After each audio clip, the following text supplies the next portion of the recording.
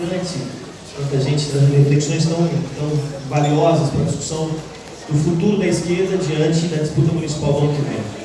E parabenizar, eu acho que, de fato, como disse o deputado Rogério, eu sou entusiasta da unidade, só que às vezes provoca certo estranhamento no pessoal. O pessoal, por muito tempo, ocupou um lugar muito particular na política brasileira. Boa parte da esquerda, a centro-esquerda, estava no governo do Lula, da Dilma, e a gente estava fora. Então, numa nova conjuntura em que a gente incentiva muito fortemente a unidade, às vezes ainda tem uma parte dos nossos eleitores, até mesmo da nossa militância, que ela está se acostumando com esse novo momento que nós estamos vivendo. Mas eu acho que é muito importante espaços como esse. Eu estive em Porto Alegre recentemente, vou voltar agora dia 8. O Rio de Janeiro também teve um encontro extraordinário, organizado pelo nosso companheiro Marcelo Freixo, pelo Chico. Há muitos encontros como esse sendo promovidos, eles devem ser estimulados. Isso não quer dizer que essa unidade política vai virar necessariamente unidade eleitoral, mas a unidade política por si só já é fundamental, já é decisiva.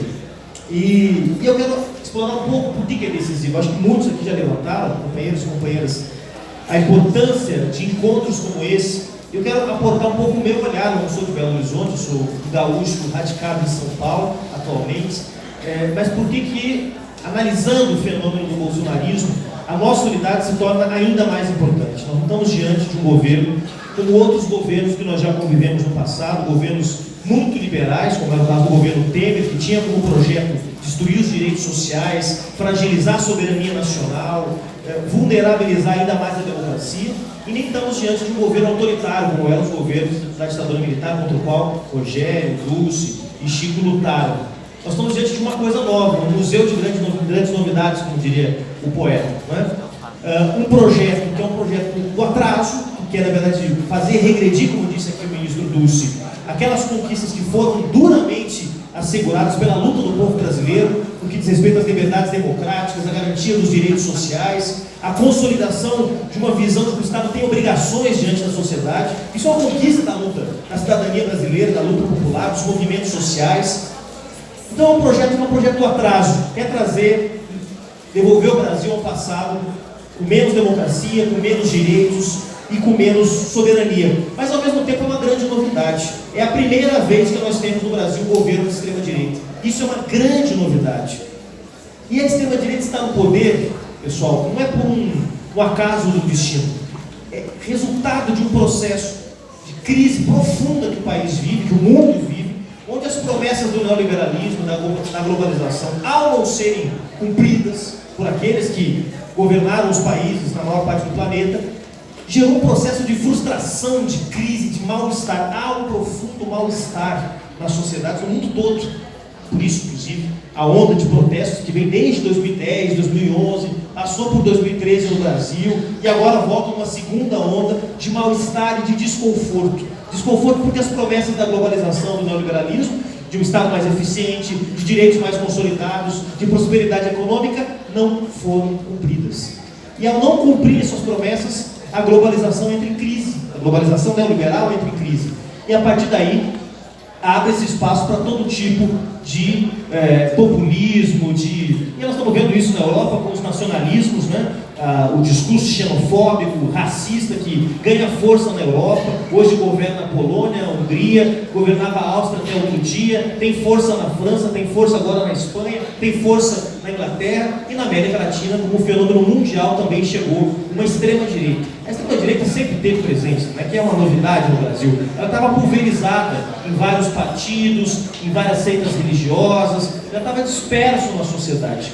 E essa tremenda crise que o país vive organizou essa extrema-direita num projeto político. Isso é absolutamente novo.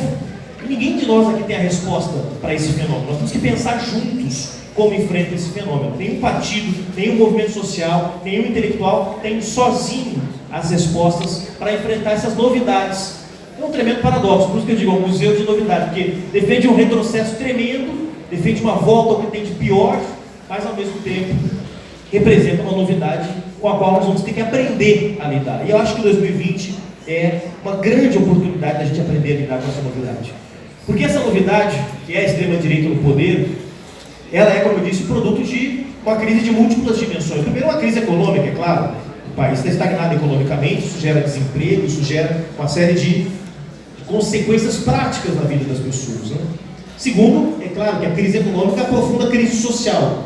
na medida em que o Estado brasileiro diminui a sua capacidade de garantir e assegurar políticas de proteção àquelas pessoas mais vulneráveis, que primeiro sofrem os impactos da crise, ao tirar o Estado da capacidade de proteger as pessoas, a principal medida nesse sentido foi a emenda 95, congela por 20 anos os investimentos em saúde e educação, e com a reforma trabalhista e agora a reforma da Previdência, constitui uma série de ataques que tem como propósito mudar a própria natureza do Estado brasileiro e do pacto que foi constituído em 88, para enfraquecer o Estado e tirar dele qualquer capacidade de incidir e proteger os mais pobres e os mais vulneráveis. Então a crise econômica, obviamente, gera uma crise social. Mas a crise social e a crise econômica por si só não explicam o bolsonarismo.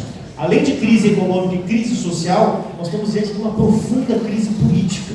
Que não é só a crise que envolveu, por exemplo, empreiteiras, agentes públicos e políticos, que foi revelada aí pela Operação Lava Jato. É uma crise da própria ação política.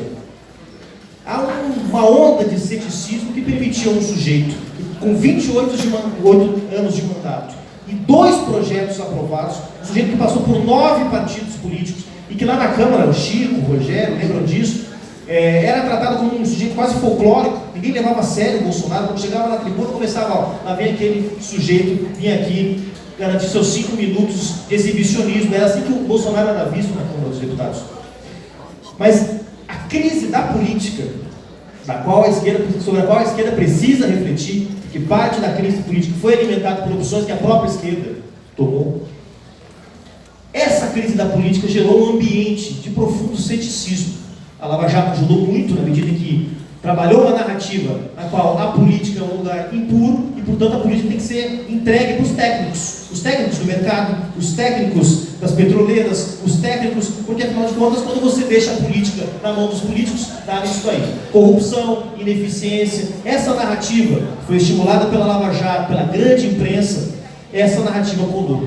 E, ao colar, criou um ambiente de ceticismo no qual tanto fazia, e parte do povo brasileiro, lamentavelmente, optou pelo Bolsonaro como alternativa. Isso é muito importante, refletir sobre isso é muito importante, porque sem isso, nós não vamos estar à altura das tarefas que partidos, movimentos, lideranças de esquerda têm que dar conta para que 2020 possa representar o início de uma virada do que a gente está vivendo no Brasil. Essa crise ela se materializa nas cidades, nos estados, a nação, como disse o professor Dulce, aqui são abstrações, é nas cidades que essa crise se expressa, se manifesta, nos viadutos das cidades que as pessoas começam a habitar em volume cada vez maior, são nas ruas das cidades que os desempregados se tornam motoristas de aplicativo, são nas ruas das cidades que as pessoas, já sem nenhuma perspectiva, vão vender qualquer bugiganga numa esquina para poder garantir o sustento dos seus filhos. É nas cidades que a crise se manifesta, e é pelas cidades, um novo municipalismo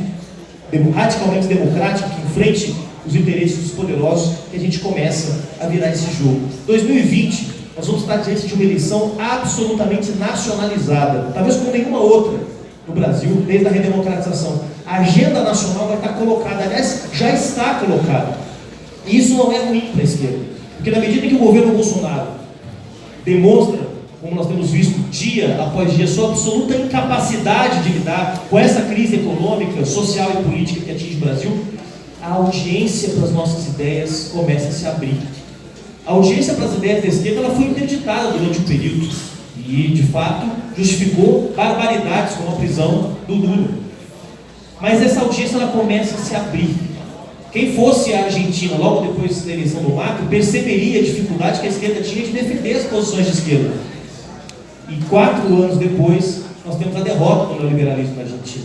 Então, no Brasil, o fato de nós termos em 2020 uma eleição nacionalizada, onde a pauta nacional vai ter importância, é bom para a gente. É bom porque a gente pode afrontar projetos, porque a gente pode confrontar, projetos. Mostrar que as nossas saídas são saídas, ou podem ser saídas, mais eficientes que as supostas saídas que eles apresentam.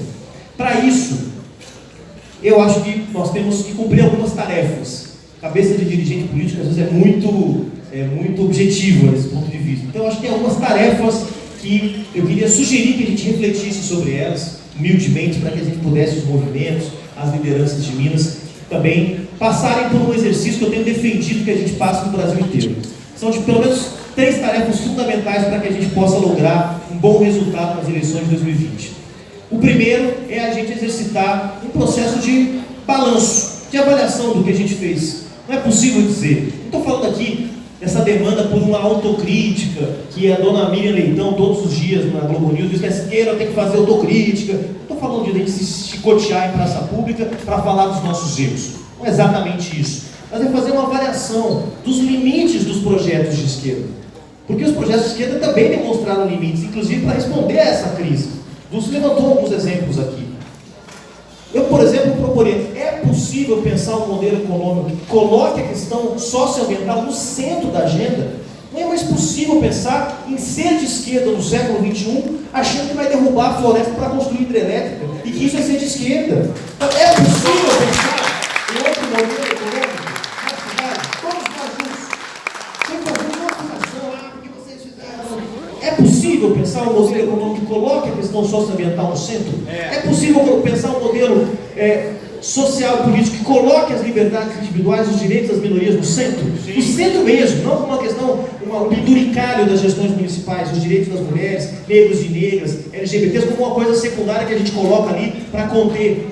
Não, é possível colocar isso como um elemento central? É possível pensar gestões democráticas, participativas, que façam com que a esquerda não precise mais reproduzir alianças com as velhas forças da política corrompida do país? É possível estabelecer um outro padrão de governabilidade? É possível? Para fazer isso, nós temos que fazer uma avaliação do que foi feito. Não é uma avaliação para dizer quem estava errado, quem estava certo. Longe disso, pessoal. Não é essa a pretensão que eu estou sugerindo aqui. Eu estou sugerindo aqui que a gente realmente tente pensar fora da caixa. Porque eu acho que a esquerda, durante um tempo, se acostumou a pensar dentro da caixa. E isso é mortal para a esquerda em qualquer lugar. Então, eu acho que a gente tem que fazer um balanço. E acho que a partir desse balanço, a gente tem as condições, segunda tarefa que eu quero propor aqui, de estabelecer uma base programática comum. Ou seja, a partir de uma reflexão da experiência do passado, eu como Chico sou historiador, o passado é muito importante, a partir de uma reflexão do que nós vivemos nos últimos, não nos últimos, estou me referindo aqui aos governos do PT, estou me referindo à esquerda nos últimos 30, 40 anos, certo? A partir dessa reflexão, constituir uma base programática comum. Nós não vamos resolver a nossa unidade só decidindo se o melhor candidato é A, B ou C. Isso é muito importante, claro. Ter pessoas competitivas ajuda muito a resolver o problema eleitoral. Mas, além disso, tem uma base programática comum. Eu acho que a esquerda está diante de uma grande oportunidade, né? Os partidos e movimentos sociais, a partir de uma reflexão coletiva, estabelecerem uma base programática comum, que tenha como centro o combate às desigualdades, um novo modelo econômico, uma radicalização da democracia, pensar algumas bases programáticas, colocar a questão socioambiental e os direitos humanos no centro da nossa agenda. Então, pensar uma base programática comum. Onde tiver essa base programática, vai ser muito mais fácil fazer a unidade eleitoral.